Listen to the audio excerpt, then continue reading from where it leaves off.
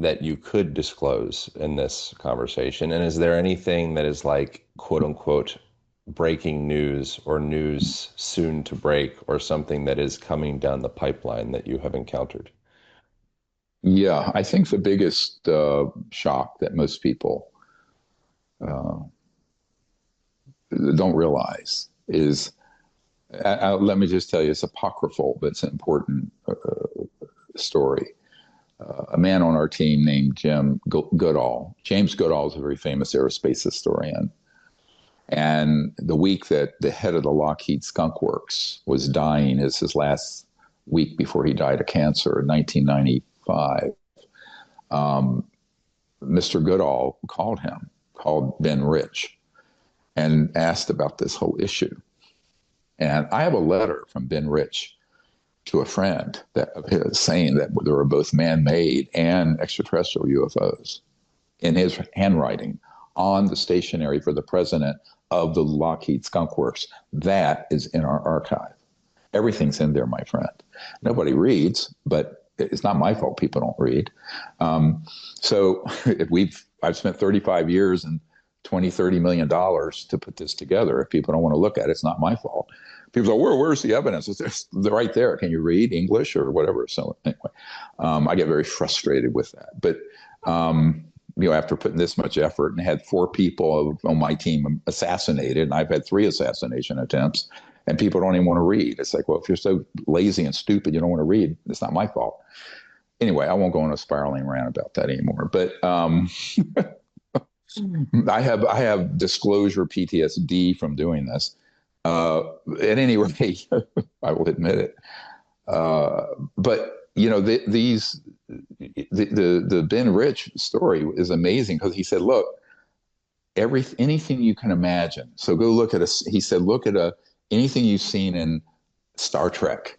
We've already done at the Lockheed Skunk Works, and it's not at Area 51. It's out in the desert, and we know where those sites are.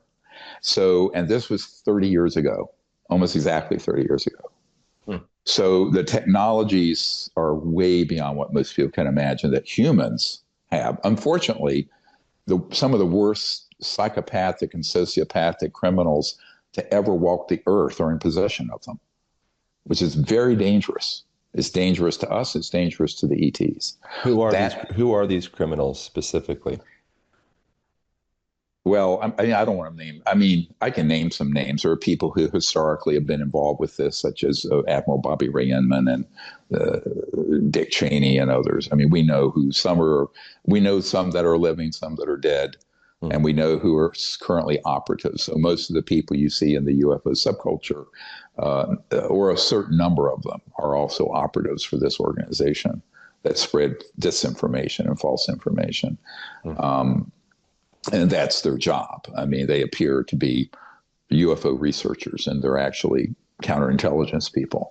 And we know who they are, and people have been duly notified. There are a couple of them who are very prominent that are on the list of folks to be interrogated and quite possibly arrested for treason. But that's another discussion.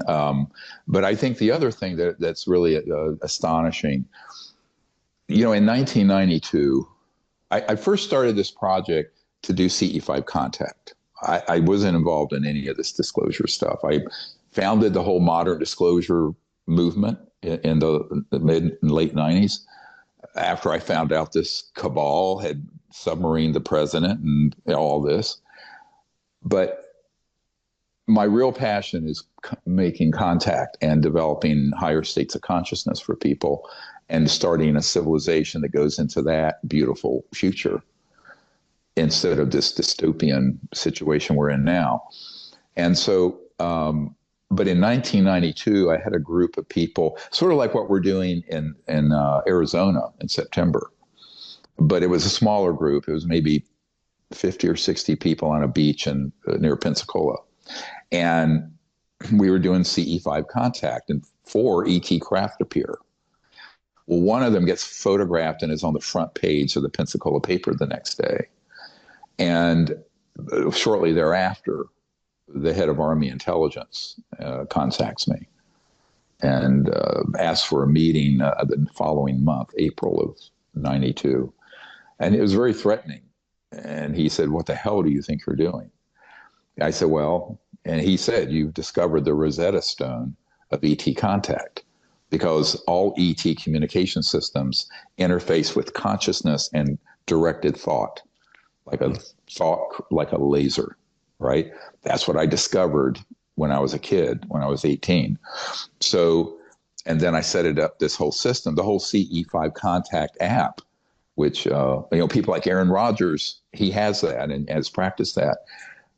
That creates the ability to make contact. And he didn't want that. The General Stubblebine, his name was General Albert Stubblebine III.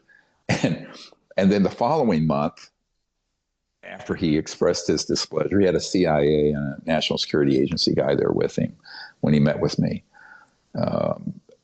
He offered me the following month $2 billion if I would stop what I was doing and join his little clique of goose-stepping fascists. And I said, "No, thanks. I'm not interested." But it was a serious offer of $2 billion. And that was in $1992.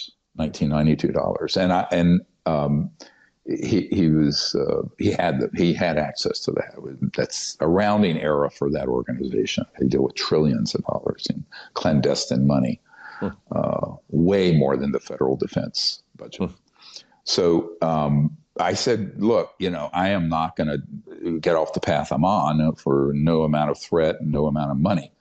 But that is how that whole started. And that's at the same time, there were what I call the white hats, the people who were in intelligence and military who wanted to see this subject resolved, right? That has grown and grown and grown. So I started out with, half a dozen whistleblowers. Now we have 750 some whistleblowers. And so it's snowballed over the last 33 years. So, but one of the things I learned in a couple years ago was that there is an operation, and this is why he wanted me to become part of his team, General Stubblebine, where they've taken the science of consciousness and weaponized it. So what they've done is that they have what are called psionic or P3 operators that will basically they are become instruments of their controllers, humans that then use these people who have been trained using drugs and various electronics to be able to, in consciousness, lock on to the guidance systems of an ET craft and kind of lure it or bring it over an area and then hit it with an electromagnetic and scalar weapon. Now, I have been at 2 facilities where that's being done actively. And so this sounds like science fiction. It isn't.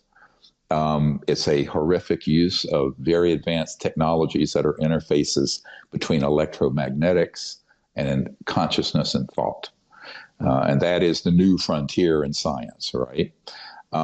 Is the science of consciousness. And but I think that General Stubblebine knew that I had mastered that because of my meditation and near-death experience. But I also understand the physics of it because I'm a medical doctor. And so he was offering me all this money to be part of this nasty little bit of business. I didn't know until a couple of years ago the extent to which that had been developed as a technology for killing ET craft and killing their occupants.